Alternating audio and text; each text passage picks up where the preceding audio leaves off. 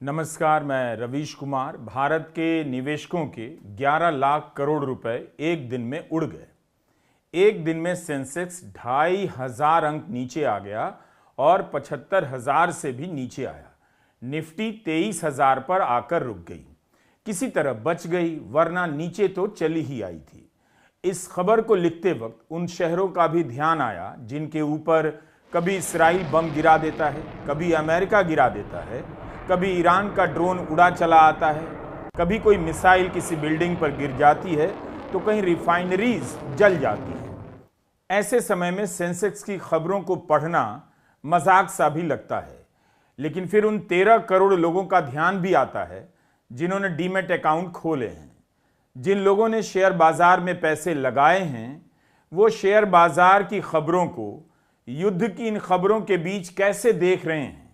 जब आप अखबार में पढ़ेंगे कि 12 लाख करोड़ रुपए उड़ गए तो कुछ फील भी होगा, या अब इस तरह की खबरों से बोर हो गए हैं। आप इतने अमीर हो गए कि ऐसी खबरों से कोई फर्क नहीं पड़ता।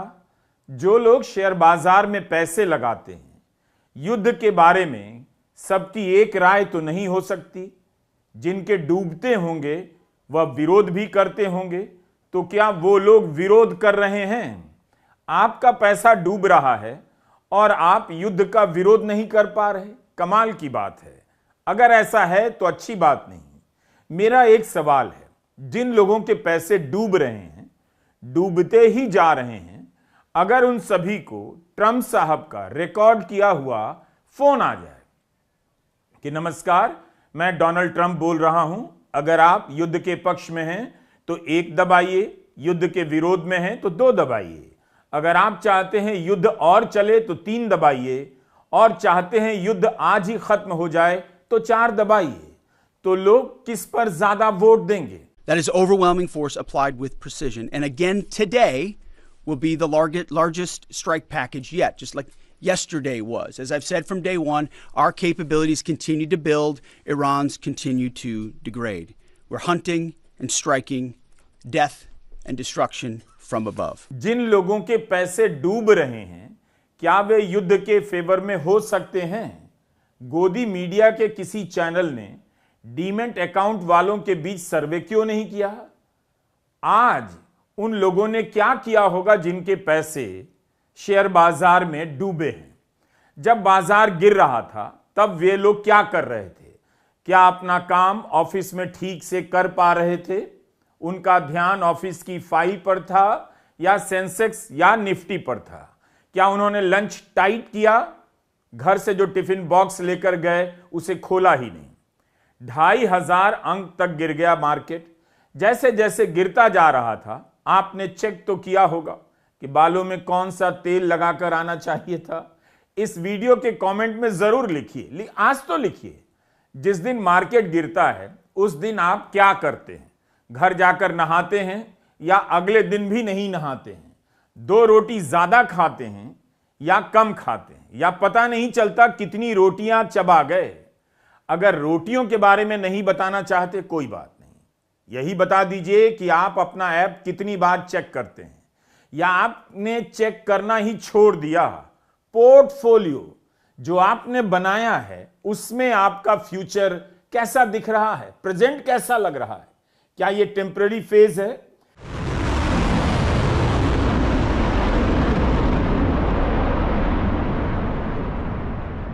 इस युद्ध के कारण जो नुकसान हुआ है उसकी भरपाई 2 दिन 4 दिन में तो नहीं होगी। युद्ध रुक भी गया तो महीनों लग जाएंगे सामान्य होने में। क्या आप भी लंबे समय तक डूबने के लिए तैयार हैं? छोड़ दीजिए, यही बता दीजिए कि आप वैल्यू कैसे चेक करते हैं? लाखों में, हजारों में, या परसेंटेज में कि 30% कम हो गया, 40% कम हो गया, या 15 लाख कम हो गया, 2 लाख कम हो गया, 50,000 कम हो गया? कितने दिनों से मार्केट में आपको मजा नहीं आ रहा? कितने लोग जब मार्केट बंद होता है, वही 3:30 बजे दोपहर के, उस समय स्ट्रेस की दवा लेते हैं, फोन पर बात करते हुए चिल्लाने लग जाते हैं? कि आपने उन लोगों से पूछ लिया है जो अक्सर ज्ञान देते हैं कि मार्केट जब गिरता है तो यही मौका होता है आगे के लिए खरीदने का? 2024 के दिसंबर से मार्केट गिरने लगा। इस दौरान गिरने पर बहुतों ने कई बार शेयर खरीदे भी होंगे। उनका क्या अनुभव रहा?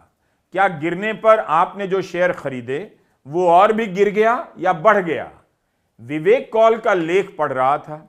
उन्होंने एक रिसर्च कंपनी का हवाला दिया कि ऐसे शेयर जिनका मार्केट कैपिटलाइजेशन 1000 करोड़ से ज्यादा का है, उनमें से 66% शेयरों के दाम 30% तक नीचे आ गए, अपने मैक्सिमम से 30% नीचे आ गए। जिस मैक्सिमम को देखकर आपने सपना देखा होगा, वो शेयर खरीदा होगा, उससे 30% नीचे आ गया है उसका दाम।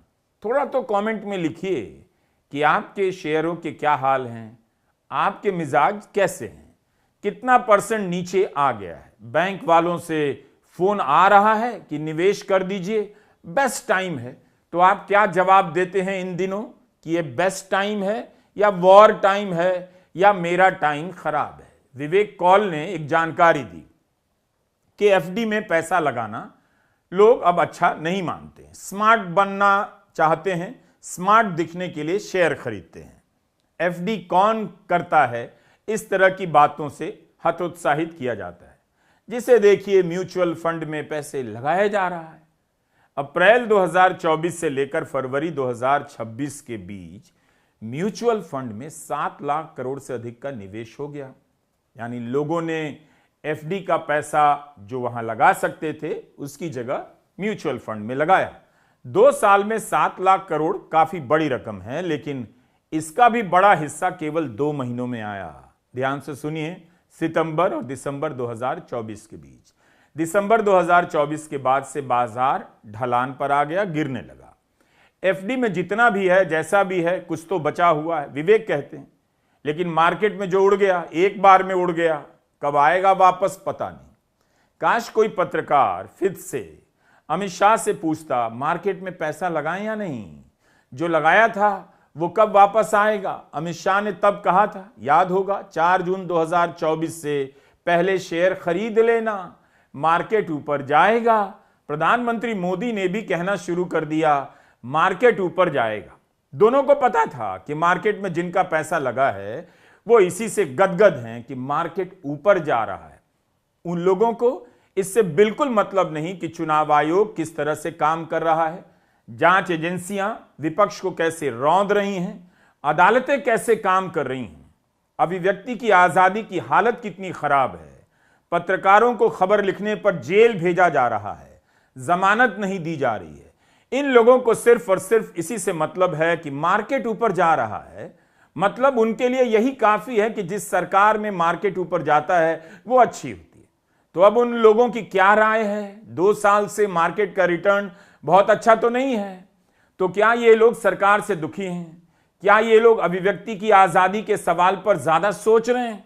मत सोचिएगा, अब मामला हाथ से जा चुका है, जमानत भी नहीं मिलेगी। इंडिया नहीं, एशिया और दुनिया भर के मार्केट का यही हाल है। जिधर देखिए उधर ही मार्केट गिरा जा रहा है। एक दिन में भारत में निवेशकों के 11 लाख करोड़, कहीं कहीं 12 लाख करोड़ भी उड़ जाए, लिखा हुआ है। किसी को अच्छा नहीं लगेगा सुनकर और या बताने में। विवेक कौल लिखते बहुत मजेदार हैं वित्तीय मामलों पर। पूछ रहे हैं वो लोग कहां गए जो कहते थे सेंसेक्स 1 लाख के ऊपर जाएगा। ये 1 लाख वादी किधर को गए? कितने साल से सेंसेक्स को 1 लाख से ऊपर ले जा रहे हैं और मार्केट है कि गिरते गिरते 85,000 से 75,000 से भी नीचे आ गया। अगर आप कहें तो ट्रंप से बात की जा सकती है, अभी भी उनसे कहा जा सकता है होर्मुज से हमारा क्या लेना देना, उसके चक्कर में हमारा हाजमा खराब हो रहा है, आप युद्ध रोक दो ताकि शेयर मार्केट कुछ तो समझ जाए। सोने के दाम वैसे भी देखे नहीं जाते, अब शेयरों के दाम देखने लायक नहीं बचे। दुनिया भर में जितनी मिसाइलें छोड़ी जा रही हैं, मिसाइलों के खोखे कबाड़ में बेचने का धंधा कहीं ज्यादा ना बेहतर हो जाए। एक कंपनी बन जाएगी जो युद्ध के कबाड़ का बिजनेस करेगी, उसके शेयरों के दाम बढ़ जाएंगे। रिफाइनरी की जली हुई पाइप, जले हुए टैंकर, हवाई जहाज का मलबा, इन सब का बिजनेस ही लगता है फ्यूचर में बिजनेस होगा। अगर आपका पैसा डूब रहा है तो चिंता मत कीजिए।